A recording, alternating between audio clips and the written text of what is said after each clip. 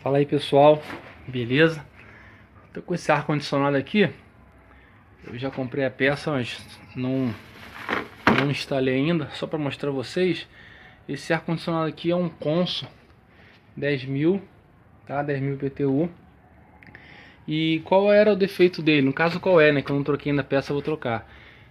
O termostato dele está ruim, tá? Só que nesse caso ele liga normal, porém a sensibilidade no termostato que está ruim, não está desligando ele quando atinge a temperatura ideal. Então o que ele faz? Faz com que o ar-condicionado trabalhe direto, fazendo com que isso aqui encha de gelo, lá atrás também encha de gelo. E conforme vai enchendo de gelo, o gelo vai batendo no ventilador. Quando bate no ventilador, ele meio que trava o ventilador, fazendo o motor aquecer e o motor desarma, tá? O motor acaba desarmando a proteção do motor por aquecer demais, tá bom?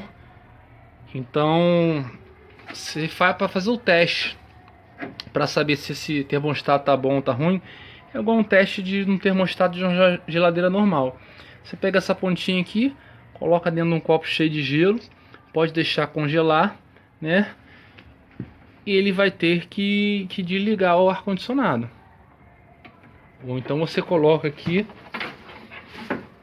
na ligação aqui no fase e no neutro, ele determina quando fica lá, congelou a ponta, ele precisa perder o contato lá, beleza? Ou então você não precisa nem usar, se pessoa que não sabe usar um amperímetro, alguma coisa assim, botou aqui direto num copo de gelo bem gelado, deixa congelar um pouco e liga o ar, e ele precisa desarmar logo em seguida, beleza? Então o defeito desse ar aqui, ar fazendo barulho, é porque enchia de gelo, o ventilador batia no gelo até parar o ventilador. Problema no termostato ruim, com pouca sensibilidade, fazendo com que não desligasse o motor, beleza? Um abraço aí, fique com Deus.